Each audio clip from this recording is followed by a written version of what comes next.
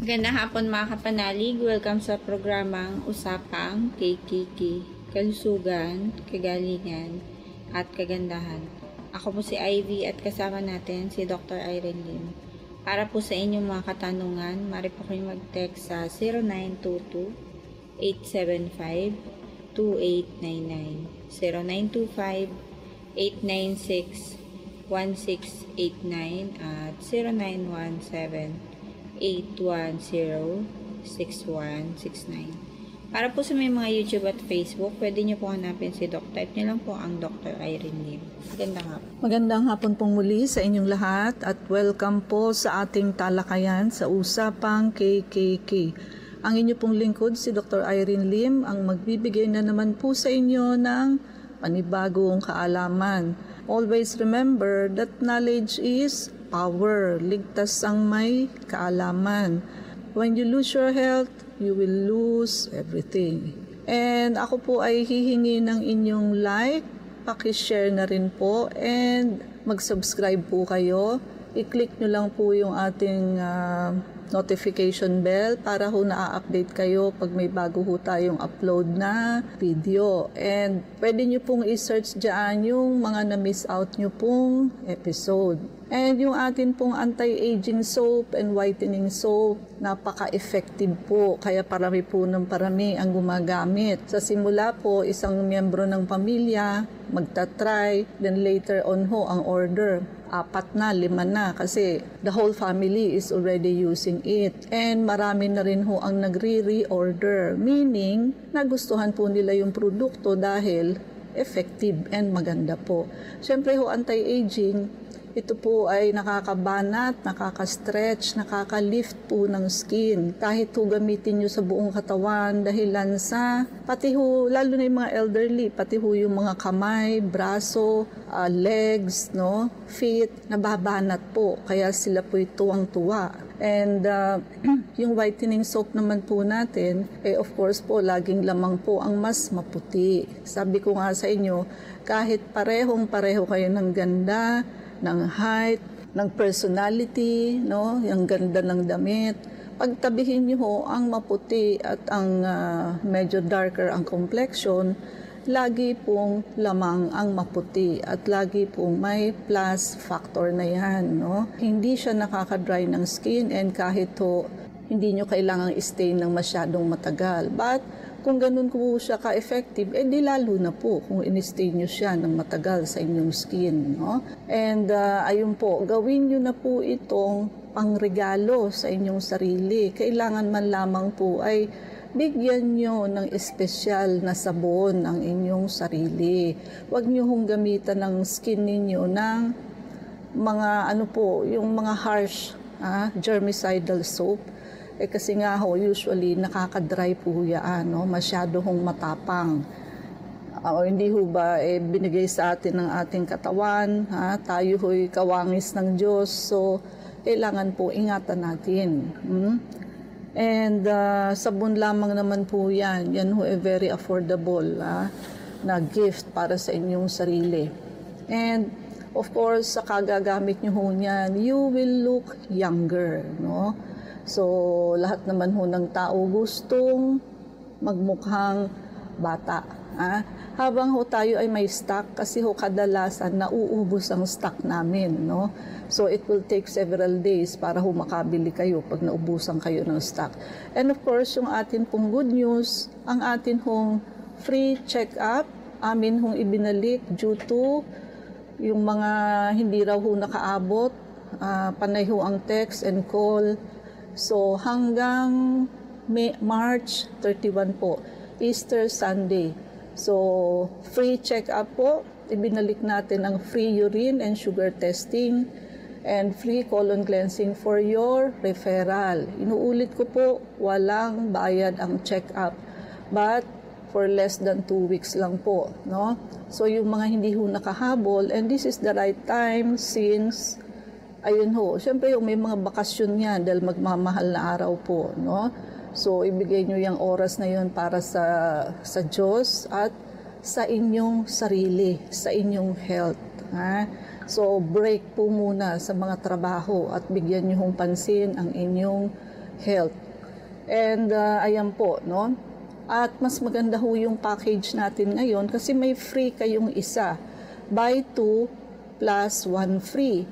Pag bumili ho kayo ng 2 detox, may free ho kayo either vector scan or 1-day blood cleansing. Or if you buy 1 detox, 1 blood cleansing, free nyo na ho ang vector scan. No? So napakalaki ho noon, nalibre nyo na yung isa. Ha? And yung mga presyo ho nun, actually discounted na, binigay pa ho namin yung na free yung isa procedure, no? And yung atin hong high dose vitamin C, of course, is extended nga po para ho makapag-package pa ho kayo, no? Malaking bagay po yun. So mag-prepaid na po habang open pa ang high dose vitamin C. Of course, hindi lamang yan ho ang ating blood cleansing. Meron pa tayong laser, meron pa tayong UV, ozone. So, pag kayo naman ho hindi pa gumaling sa dami ng procedure ho natin na very effective sa clinic, kayo na ho ang may pagkukulang. It's either hindi kayo nagpagamot or pinutol nyo ho ang treatment nyo, hindi nyo tinapos, no? Okay, but sa lahat ho ng sumusunod sa protocol and treatment, wala hong hindi gumagaling sa amin, no? Ayun nga po, nagkakaroon ng antimicrobial and anti-cancer effect pagka high dose po ang vitamin C. Ginagamit na rin ho ito sa US, sa mga hospital. Pwede nyo rin ho itong gamitin sa mga nagkikimo and radiation. Hindi ho kayo manghihina, magsusuka at malalagas ang buhok. And para naman ho doon sa hindi pa naman nagpapakimo and radiation, you may think twice. Why not getting the option of using high-dose vitamin C, no? Para ho mas walang side effect. And we have other protocols for cancer, not only high-dose vitamin C. And of course, ang high-dose vitamin C ho, nakakaganda, nakakaputi, nakakapino ho ng skin. So in short, mag-glow ho talaga kayo the healthy way. And mas malakas po kayo pag naka-high dose vitamin C kayo. No? Hindi ho kayo napapagod. Unlike ho nang minom kayo ng mga energy drink, pag naiihi nyo na po, wala na po, lantang gulay na naman kayo. This is because the healthy way po ito, magandang paraan ho ito ng pagpapasigla at pagpapahealthy at pagpapalakas ng katawan. No? Now, ang ating pong detoxification and blood cleansing program, yan ho ang basic na dapat ginagawa natin sa ating sarili. Yan ho ang parang change oil natin. Di ho ba ang sasakyan, ideally every 3 months, nag-change oil. Gawin niyo hong change oil natin yan sa sarili. Detoxification and blood cleansing program. Para ho, hindi tayo nagkakasakit. Di ho ba ang sasakyan, pag hindi pina-change oil, kumakatok ang makina. Same thing with our body. And ang sasakyan ho hindi 24/7 umaandar. Ang atin hong katawan 24/7 kahit ho tulog tayo. Nagtratrabaho po yan. No? By doing detoxification and blood cleansing program, marami ho tayong sakit na nipe-prevent. At yung mga sakit ho na andyan na tulad ng high blood, diabetes, na-address po yung root cause. So papunta ho kayo sa pag-alis sa inyong maintenance. Hindi ho yung papunta kayo sa pagdagdag ng pag-inom ng maraming maintenance habang tumatanda kayo. Ito ho, pa-reverse. Papagaling ho kayo, hindi ho papalala ang inyong health. No? So, ang dinidetox po, ang root cause ho ng halos lahat ng sakit is a congested liver and gallbladder. At wala hong taong healthy sa maruming colon. So, magsisimula ho yan sa malinis na colon. So, pagka ho kasi marumi ang colon natin, pag nagtapon ho ng na-filter niyang dumi ang atay, itatapon niya ho yan sa garbage organ, which is the colon. Ngayon, kung puno ho ang colon dahil hindi tayo dumudumi araw-araw, ibabalik lang ho yan ng ating colon, pabalik sa mga blood collaterals natin sa atay. Kaya isa ho sa pagiging cause ng maruming atay is what? Maruming colon. Yung pagiging constipated ho. Now, pag marumi na ho ang liver and gallbladder, pag nakitaan ho kayo sa ultrasound ng fatty liver, whitish thing po yan sa ultrasound. Akala ho ganun lang, akala fats lang, hindi lang po fats. puno na ho ng stones or bato ang inyong apdo. At pag napuno ho yan, malalaglag na ho yan sa apdo. We call it gallstone. Pero pag nasa loob pa ho yan ng atay, intrahepatic stones ang tawag dyan. But it is the same stone galing sa atay na nalaglag lamang po sa gallbladder. No? Ngayon, paano nyo ine-expect na ang liver makaka-function pa as it was nung normal pa siya? Kahit tubig yan niya, ang usually ho kasing ginagawa sa fatty liver, paiinumin lang ho ng sustansya sa atay. Hindi ho siya effective. Why? Kasi nga ho, siksikan na ho sila dun sa loob, yung mga stones. Hindi na nga ho makakilos yung atay ninyo. Pati ho blood flow, blood collateral sa loob, hindi na ho maka-flow ng 7 times in an hour. Saan ho pwesto ang supplement na iniinom ninyo daily? There is no space to put on. That's why you need to unload. Pagka ho kayo na-detox, sasama ho sa pupo ninyo ang mga parang mga green peas, ang size, nakalutang ho sa bowel. Yan ho ang mga intrahepatic stones and gallstone ninyo. So pag nailabas nyo ho yan, that is the right time for you to do supplementation of what? Of the liver. No? Then of course, yung vector scan ho, it catches the body before the onset of diseases, di ho ba? Nauuno ho yan bago magkaroon ng symptoms at bago pa ho mag-positive ang inyong mga laboratory test. Now, lahat ho ng mikrobyo, chemicals, allergens, automatic ho, lalabas ho yan sa vector scan. Yung may mga lahi ho ng cancer, malalaman nyo po ahead kung kandidato kayo for cancer. Also, yung mga barado ho ang circulation sa puso, stroke and heart attack, malalaman natin ho ahead. So we still have time to address ito ho mga problemang ito, no? So wala ho itong radiation, ito ho ang accuracy nito is more than 90%. Hindi ho subjective ang result, machine po ang magbabasa, so hindi ho ito subject sa opinion o maling interpretation ng nagbabasa. So wala na kayong hahanapin pa. So kaya ho, i-promo package nyo po yung tatlong yan habang free po ang isa. Wala na hong kasing ganda yung promo package na ibinigay namin sa inyo. Okay? So ang atin hong tatalakayin sa hapong ito ay tungkol ho sa placenta previa. Probably ho, yung mga iba ngayon lamang ho ito narinig. Ito ho ay kondisyon wherein yung placenta or inunan is partially or completely covers the cervix.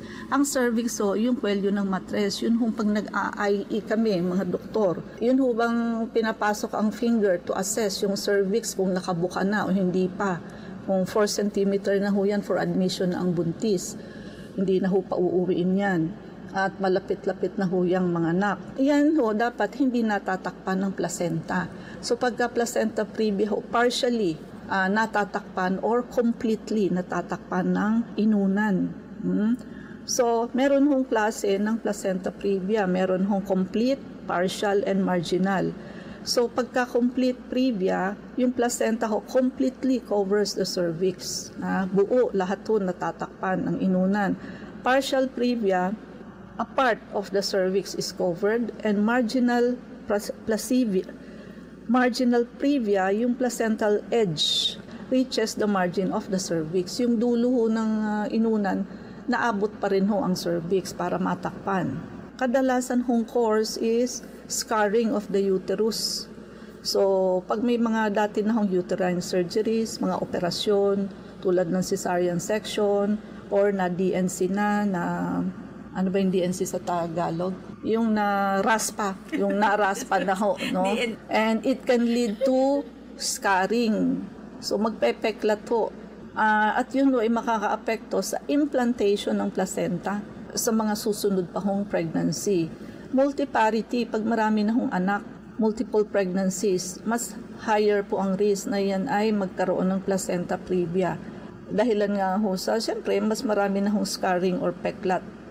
And changes sa uterine lining. Maternal age, siyempre ho, pag mas may edad na over the age of 35, mas higher po ang risk for placenta previa. Kaya yan nga ho sinasabi ko, kailangan ho may prenatal ang buntis sa kanyang OBGYN. Kasi pag pupunta kayo sa ospital, manganganak na kayo, wala kayong doktor kung sino ang nag-prenatal check-up sa inyo, halos ayaw kayong tanggapin. Kasi at risk naman yung doktor doon, di alam kung may placenta previa kayo, hindi alam kung buntis, kung twins or triplets or kung suwi, hindi alam kung abnormalities sa pagbubuntis ninyo.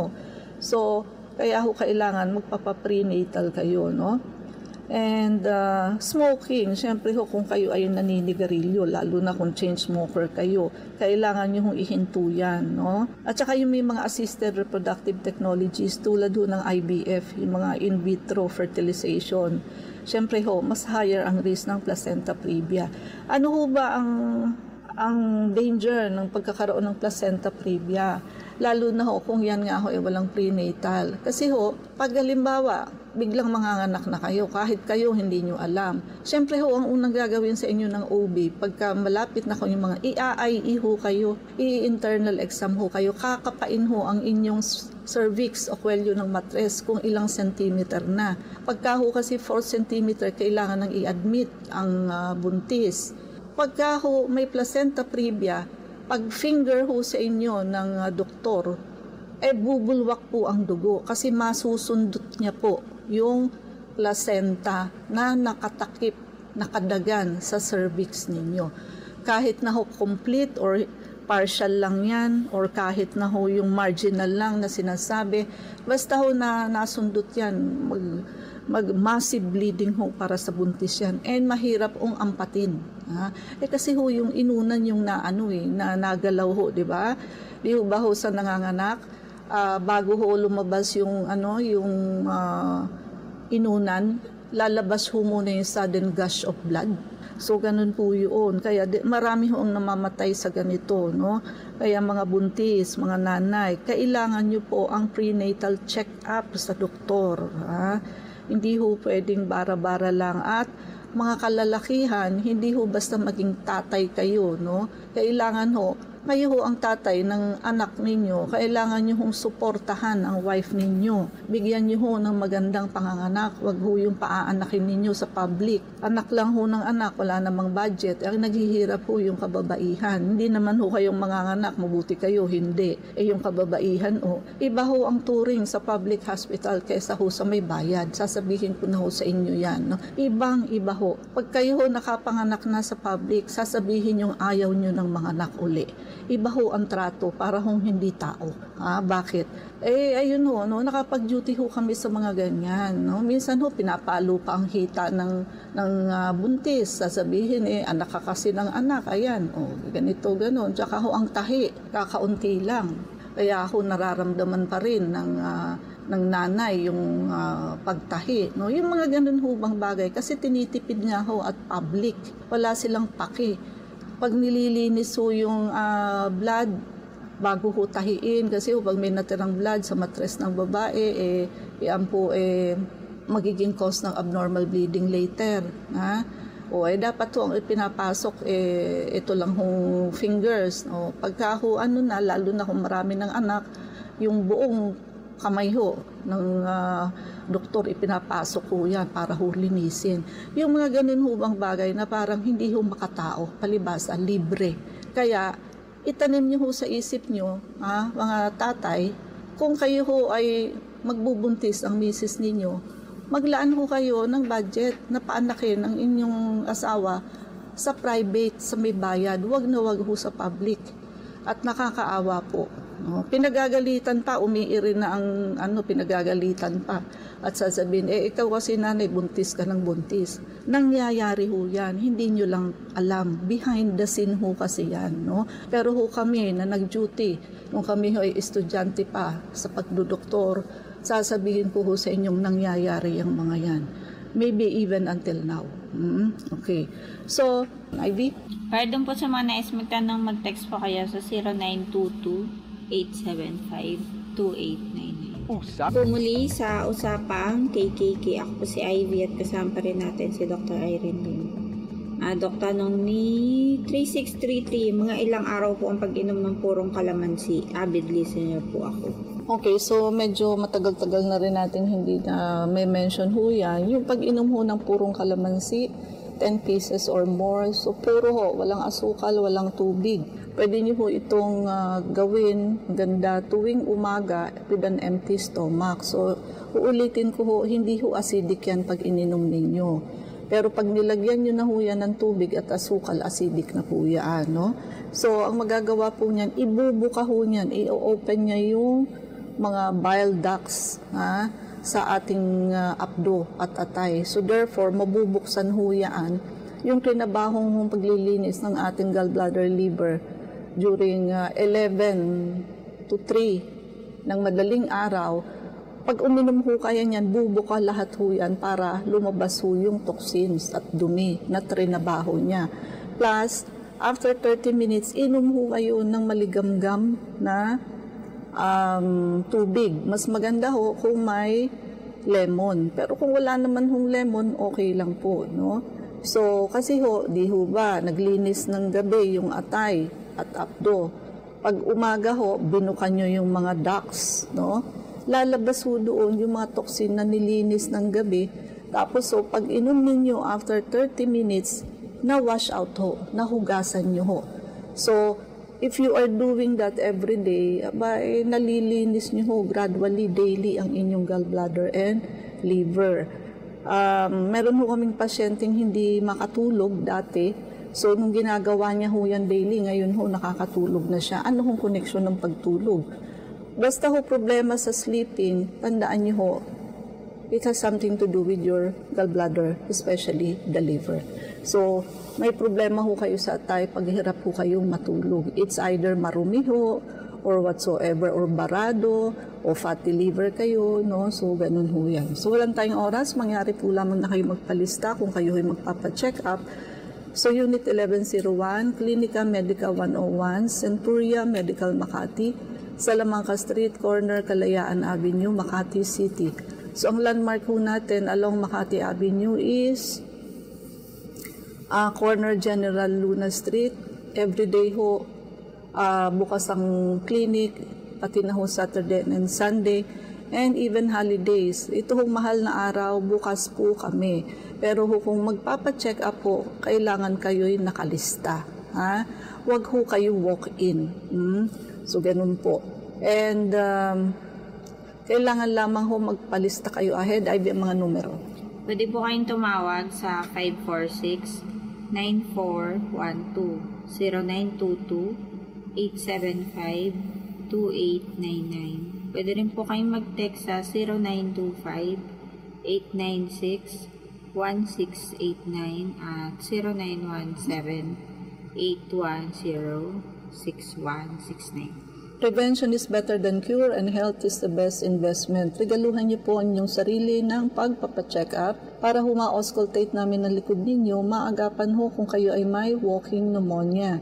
Ayun nga ho, wala hong simptomas ng may walking pneumonia. Kaya usually ho, ang unang bisita nila sa emergency room, it's too late ho. Bagsak na ho ang oxygen. Kumbaga ho, wala na hong pag-asa. So, pwede naman ho yan nagagamot. Kailangan lamang ho early diagnosis. No? Kailangan ho ang auscultation ng doktor. X-ray, hindi ho siya ganun ka-accurate. No? Marami hong namatay sa X-ray. Negative, but actually may pneumonia. No? And, ayun po, samantalahin niyo ho ngayon, sabayan niyo na ho ng pagpapavector scan, detoxification and blood cleansing program, kasi yan ho ang mag-a-address sa root cause ng halos lahat ng sakit. At yan ho ang basic na dapat ginagawa sa katawan. So, samantalahin niyo ho na ngayon ho, may free check-up po tayo. Wala hong bayad ang konsulta. But it is only until March 31, Easter Sunday, no? Kasabay ho, ibinalik ang free urine and sugar testing, free colon cleansing for your referral. And ayan nga ho, buy 2 detox, get 1 free, either blood cleansing or vector scan. And also, if you buy 1 detox, 1 blood cleansing, free na ho ang vector scan ninyo, no? Mas maganda ho yan, may free kayo kaysa ho dati discounted lang. And high dose vitamin C, extended po ang promo, discounted po siya. I-prepaid nyo na ho para wag na ho kayo mapagsarahan ng promo. Daig ho ng maagap ang masipag. So makiagaw na ho kayo ng schedule, magpalasta na ho kayo. So limited lamang po kasi ang stock at slot per day. And limited nga lang po itong extension na ito. Para lang ho ito sa mga nakikiusap ho na sila hindi nakaabot doon sa free check-up dati. So magpalista na po and makiagaw na rin po kayo sa ating anti-aging and whitening soap. It is very effective, nakapagpapaganda ho, nakakapagpaputi at nakakabawas ho ng wrinkles. So therefore, you will look younger, no? So alam niyo ho, pag ginawa niyo lahat ng protocol namin, gaganda kayo at lalakas kayo the healthy way, no? Wala hong artificial way dito, no? So we are from the inside out, no? So Ivy, Please like us on Facebook account po natin, Klinika Medica 101. Maraming salamat mga kapanalig sa pakikinig sa amin sa hapong ito. Abangan niyo po muli kami bukas, alas 4 hanggang alas 4:30 ng hapon sa programang Usapang KKK. Kasama natin si Dr. Irene Lim, ako po si Ivy at sumayin niyo ang katotohanan. salamat po.